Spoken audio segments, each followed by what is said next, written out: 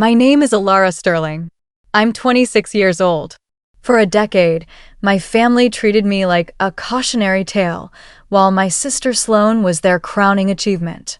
They bankrolled her socialite lifestyle and Ivy League dreams, while they mocked my lack of ambition for working two jobs just to keep the lights on in a cramped studio apartment. They called me the budget version of Sterling. But 2 weeks before Sloane's $1 million wedding at the Azure Cliffs estate, she sent me a text that would change the trajectory of our lives forever. She uninvited me, her only sister, claiming my struggling aesthetic would ruin the luxury vibe of her wedding photos. What Sloane and my parents didn't know was that while they were busy picking out custom silk linens, I was quietly closing a deal that would make the Sterling fortune look like pocket change. They thought I was drowning. What they didn't realize was that I just bought the ocean. The Sterlings were new money with old-world pretensions, the kind of family that valued a curated Instagram feed over actual character. My father, Harrison Sterling, had built a boutique investment firm that was more about appearances than actual assets. By 2024, our family was obsessed with Sloane's upcoming wedding. It was supposed to be their final climb to the top of the social ladder. I was the family's unfortunate reality. While Sloane was given a trust fund at 18, I was told that some children need the struggle to build grit. I spent my nights in a 300-square-foot room, coding a hospitality platform that I was told was a cute little hobby. To my parents, I was a secretary who forgot her place. To the tech world, I was a ghost founder about to be acquired by the largest hotel group in the country.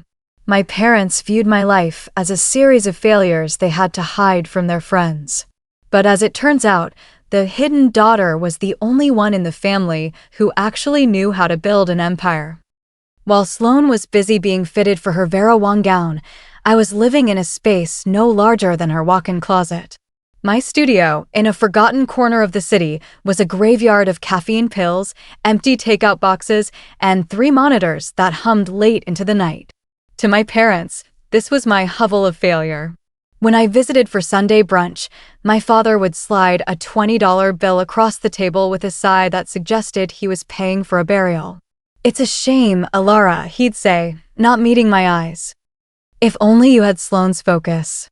Sloane's focus was on the seating chart. Mine was on the back-end architecture of Lumina, a decentralized booking platform I'd built from nothing. I was the invisible CEO. A woman who wore the same gray hoodie for a week while architecting a system that eliminated the very middlemen my father's firm relied on. To the world, I was just a girl with a cute hobby, a freelancer who probably did data entry. I remember the night the tide turned. It was a Tuesday in November, raining so hard the windows of my apartment leaked. I sat on my floor, shivering in a blanket, as a Zoom call connected me with the board of the Vanguard Hotel Group. They didn't see the water-stained ceiling or the thrift store furniture. They saw a proprietary algorithm that predicted hospitality trends with 99% accuracy. They saw a goldmine.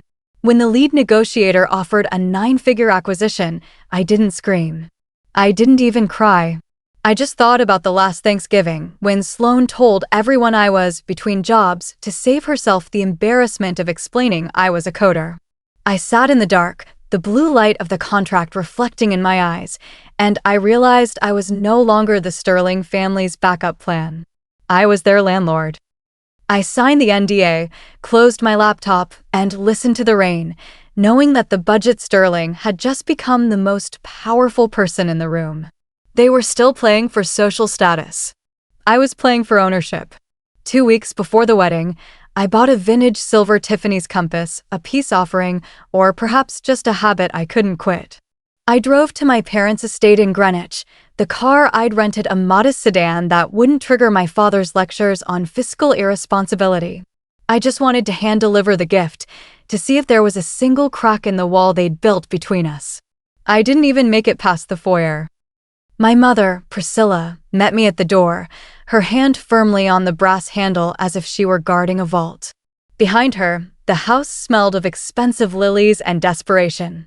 I could hear Sloane in the living room, her voice sharp as a diamond as she barked orders at a catering coordinator. "Elara, what are you doing here?" my mother whispered, her eyes darting toward the street. Sloane is in a state. The seating charts are a nightmare, and the last thing she needs is a reminder. A reminder of what, Mom? Her sister. I held out the wrapped box. I just wanted to give her this. I thought maybe we could have coffee. Just us. My mother didn't take the box.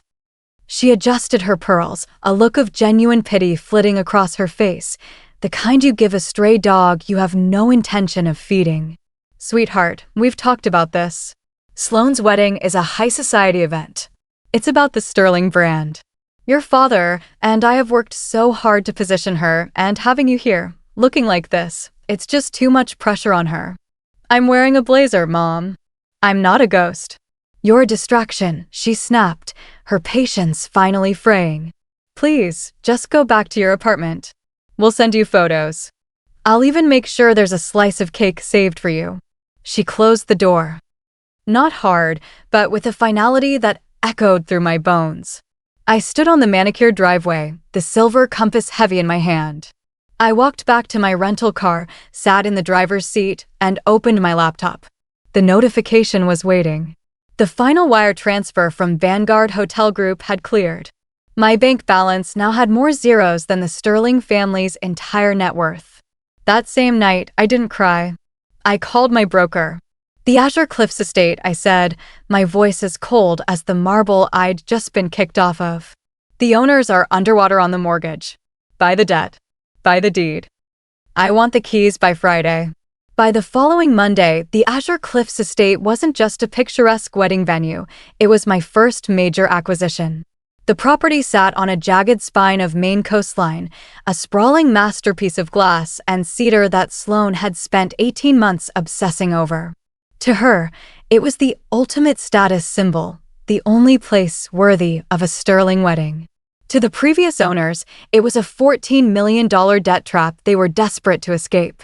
I sat in a sleek, high-rise office in Manhattan, a world away from my leaky studio, as my legal team finalized the expedited transfer. The mortgage is in default, MS. Sterling, my lead attorney explained, sliding a leather-bound folder across the mahogany desk. We've purchased the debt and the operating entity.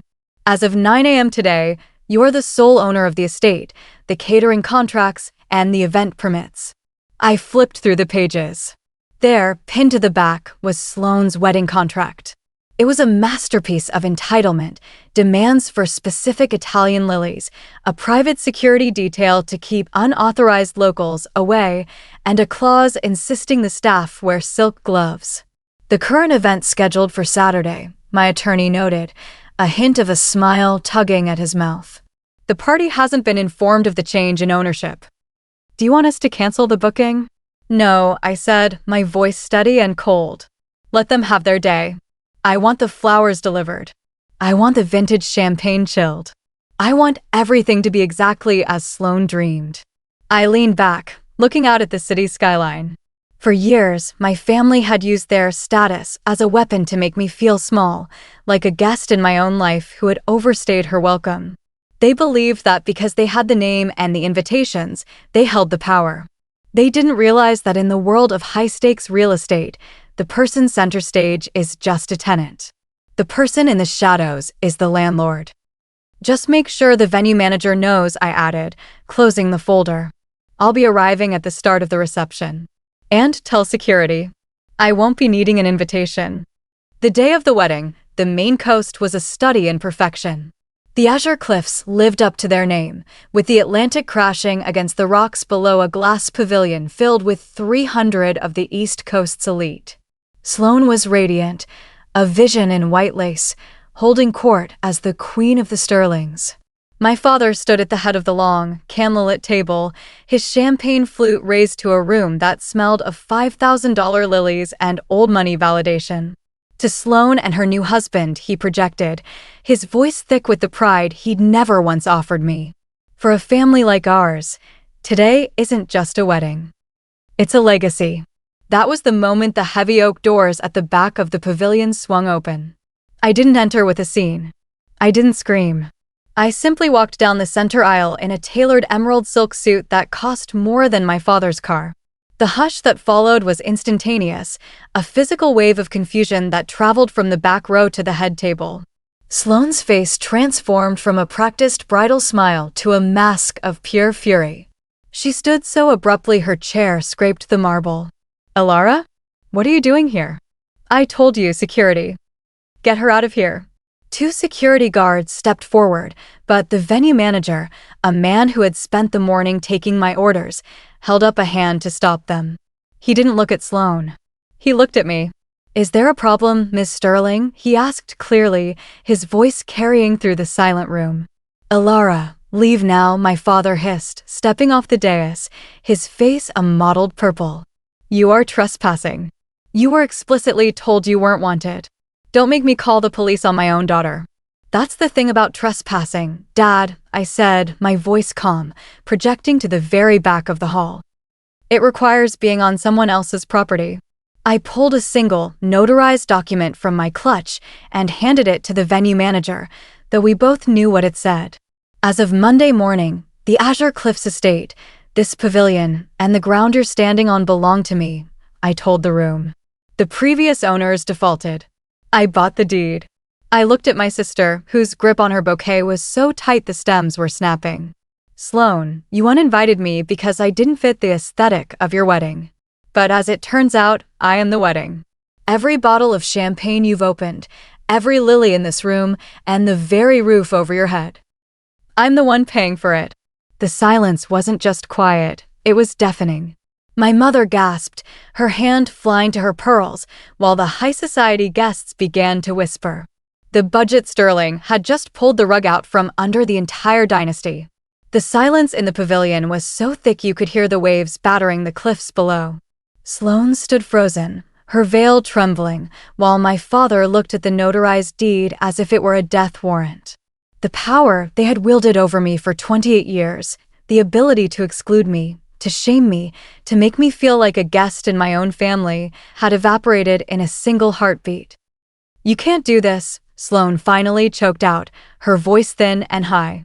"This is my wedding. You're ruining everything." "I'm not ruining anything, Sloane," I replied, stepping closer to the head table. "I'm just clarifying the terms of your stay. According to the contract you signed with the previous owners, your permit for this venue expired at 4 p.m. It's currently 4:15. Technically, I could have security escort this entire high society event into the parking lot right now." My mother stepped forward, her face pale. "Elara, please. Think of the family name. Think of the scandal." "The Sterling brand?" I asked, echoing her words from the foyer. "The brand that was too fragile to include me?" It's funny how quickly the brand changes when I'm the one holding the pen. I turned back to the room, addressing the 300 guests who were now witnessing the real Sterling legacy. "You all can stay. Enjoy the champagne. Enjoy the view. But understand one thing, the girl you were told to pity, the one too slow or too poor to be here, is the reason this roof is still over your heads." I looked at my father, who was staring at me with a mixture of horror and a sudden, sickening realization of my worth. "I don't want your apology, Dad. And Sloane, I don't want a seat at your table. I've realized I don't need to be part of a seating chart to be significant." I signaled to the venue manager. "Let them finish their night. Charge the overtime to my personal account." Then I looked at my family one last time. For the first time in my life, I didn't feel the weight of their judgment. I felt nothing but the cool Maine breeze. I hadn't come here for revenge. I had come here for a divorce. I was divorcing myself from their expectations and their cruelty.